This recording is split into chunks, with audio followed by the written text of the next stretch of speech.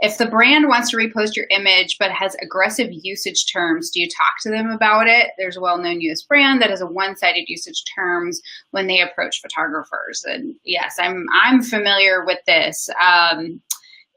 There's a lot of different shenanigans going on in the world of online media and who can share what and content and usage and things like that. I forget exactly, but there is a particular brand, I forget which one, but what they'll do is if they want to repost the image on Instagram, they'll say, hey, can you comment back using this hashtag, which effectively means you're agreeing to our terms and conditions, which include them being able to take that image off of Instagram and post it wherever the heck they want, which is not what we're going for. Because in theory, there's a big brand and there's a lot of licensing potential for the use of that image in bigger venues. So for me, I always am fine with, yes, if you want to repost it on your own Instagram, keep it on the platform, use that however you want. But the second that they want to do like bigger, like use this in an advertising campaign, but I forget which brand it is, but I had posted something, tagged a brand, they had some crazy terms, and I thought, I'm just not comfortable with that.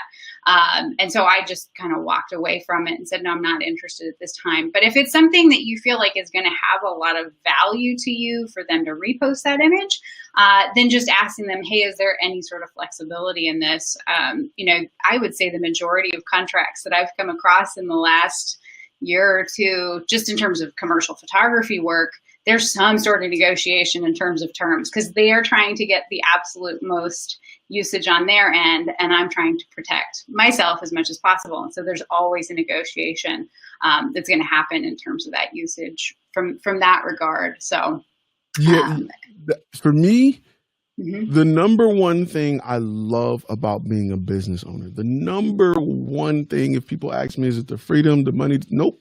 It's the ability to say no. It's the ability to say, no, I'm not doing it. Yeah. Let me speak to the manager. Hold on, let me go get him. Hi, I'm the manager. No. What's up? What's up? Let me get him. Hey, let me speak to the supervisor.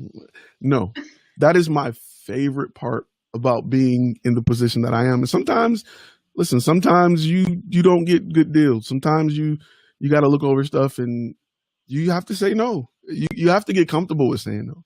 You have to get used to saying no with a smile on your face.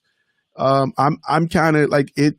I love saying no. I'm so quick to say no. It's, as a parent, you get used to saying no a lot. But that's good training right there. That's really good training. They just, so you have to do that in the business world as well. And sometimes people will they'll try you. They will try you if you're a smaller brand. They will, and you don't want to give up everything.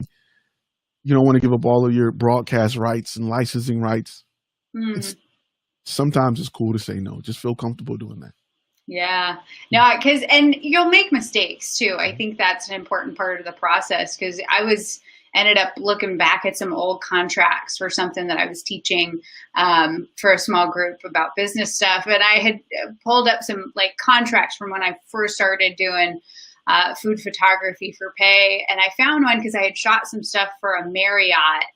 It was Marriott Hotel and it was their restaurant. And I remember at the time, like, I was just so excited to have the work. And I was like, this is amazing. They're going to pay me money. I mean, and maybe it was only like a couple $100, but I was super jazzed about it. And they had me sign this contract, like, this waiver thing. And I was like, oh, that must be normal, right? And now I look back at that thing. I mean, granted, those images that I shot back then aren't necessarily images that I like would tout around and be super proud of today. I've come a long way since that work. But they have like some crazy usage abilities with those images that I shot for them because I just didn't pay attention. I wasn't reading between the lines. I didn't know the term work for hire and, to kind of pay attention to some of the legal aspects of what they're spelling out in these contracts. So if there's any suggestion for any and all of you is just take the time to read the details. If you don't understand something, ask other photographers, connect with other people. There's, a lot of this language becomes very similar in the industry.